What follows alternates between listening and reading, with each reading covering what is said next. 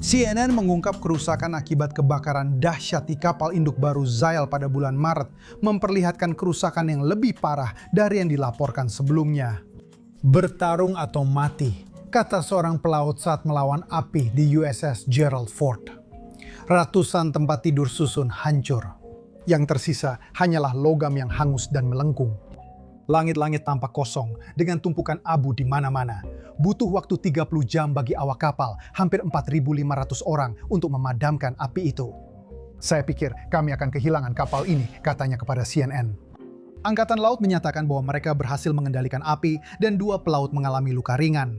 Menurut CNN, sistem pemadam kebakaran gagal berfungsi dengan 600 pelaut terlibat. CNN membongkar kebohongan Iran setelah kapal perang Amerika Serikat terbakar. Dan laporan itu sendiri yang tampaknya ditujukan untuk menyerang Trump justru menunjukkan hal lain. USS Gerald tidak ditembak jatuh oleh rezim tersebut. Kapal itu tidak sampai lumpuh tempur seperti yang diinginkan oleh propaganda musuh. Yang terlihat adalah kapal induk senilai 13 miliar dolar menghadapi kebakaran serius di tengah tekanan militer di Timur Tengah. Dengan para pelaut memadamkan api selama sekitar 30 jam, tempat tidur hancur karena diduga ada kegagalan, dan kru dipaksa untuk tetap menjalankan misi dengan tenaga sendiri. Hari ini, 13 Juni 2026, kasus ini menjadi semakin penting karena terjadi bersamaan dengan eskalasi di Selat Hormuz. Dan reaksi Amerika Serikat terhadap drone Iran yang mengancam lalu lintas maritim. Media mencoba mengubah penderitaan pasukan menjadi tuduhan terhadap Trump. Tapi video itu juga memperlihatkan perbedaan antara perang nyata dan narasi di studio. Mengapa CNN menunjukkan ini? Bagaimana Iran kehilangan narasi yang sebelumnya membuatnya mendapat dukungan internasional? Saya akan segera ceritakan semuanya kepada Anda. Jika Anda suka konten yang langsung ke inti dan tanpa basa-basi seperti ini, pertimbangkan untuk berlangganan karena di sini ada video seperti ini setiap hari. Kebakaran terjadi pada 12 Maret 2026 di atas kapal USS Gerald R. Ford saat melakukan operasi di Laut Merah. Angkatan Laut Amerika Serikat melaporkan bahwa api bermula di ruang laundry kapal, tidak ada kaitan langsung dengan pertempuran, dan sistem propulsi tidak terkena dampaknya.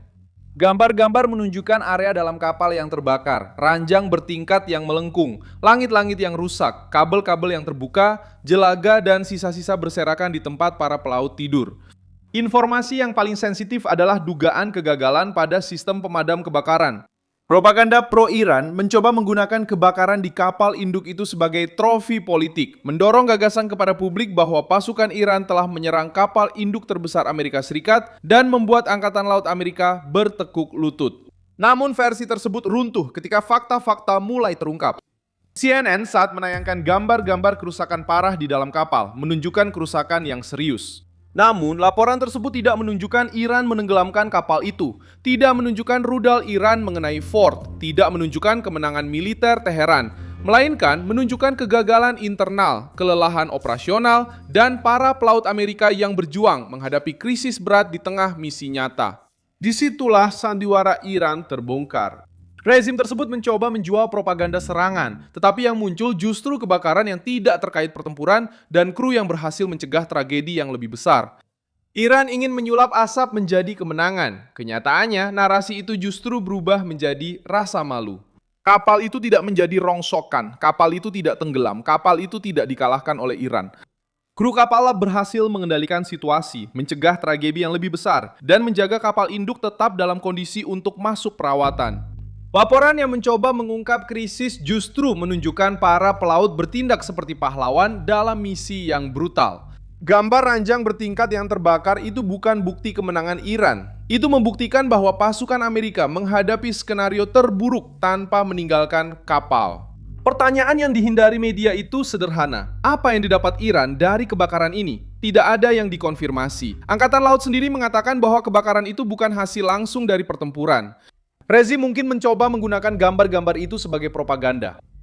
Operasi berlanjut. Para pelaut selamat dari skenario terburuk. Kapal melanjutkan perjalanan untuk menjalani perbaikan, dan tekanan terhadap Iran tidak berhenti. Rasa sakit pasukan seharusnya tidak dijadikan amunisi politik melawan mereka yang sedang menghadapi rezim yang bermusuhan. Hasil praktisnya jelas, Amerika Serikat tidak lumpuh. Beberapa hari kemudian, pasukan Amerika menembak jatuh beberapa drone serang Iran yang bergerak menuju Selat Hormuz. Informasi yang disampaikan oleh sumber yang diwawancarai Reuters menunjukkan bahwa drone-drone tersebut merupakan ancaman bagi lalu lintas komersial. Trump sudah memperingatkan Iran untuk berhenti meluncurkan drone ke kapal-kapal yang mencoba melewati selat tersebut. Pada 29 Juli 1967, USS Forrestal mengalami kebakaran hebat selama Perang Vietnam. Tragedi tersebut menewaskan 134 pelaut dan penerbang, serta melukai 161 orang. Angkatan Laut Amerika memetik pelajaran pahit tentang pengendalian kerusakan, penyimpanan, pelatihan, dan respons darurat. Jenis bencana seperti ini selalu menjadi peringatan untuk memperbaiki kesalahan dan menyelamatkan nyawa. Reaksi penting juga menunjukkan adanya perebutan narasi. Pat Raksat mempresentasikan operasi Epic Fury sebagai misi dengan tujuan yang jelas, tanpa janji rekonstruksi negara dan tanpa perang abadi seperti gaya lama. Jenderal Dan Duncan menyatakan bahwa mobilisasi tersebut melibatkan perencanaan, reposisi pasukan, dan kemampuan untuk memproyeksikan kekuatan pada waktu yang dipilih oleh Amerika Serikat. Trump menanggapi insiden drone tersebut dengan ancaman langsung kepada Iran dan menuntut agar Teheran berhenti membahayakan kapal-kapal di Selat Hormuz. Pesan politiknya adalah tekanan, bukan mundur. Kebakaran memang terjadi, kerusakannya serius, tetapi respons Amerika bukanlah penyerahan diri. Itu adalah perlawanan, penyelamatan, perbaikan, dan tekanan. Saya Milson Alves Global, seorang internasionalis, dan tujuan saya adalah memberi Anda informasi yang benar setiap hari. Tautan berita ada di deskripsi video. Beri like pada video ini, subscribe ke channel, dan di akhir lihat komentar agar Anda bisa lebih terlibat dengan komunitas Milson Alves.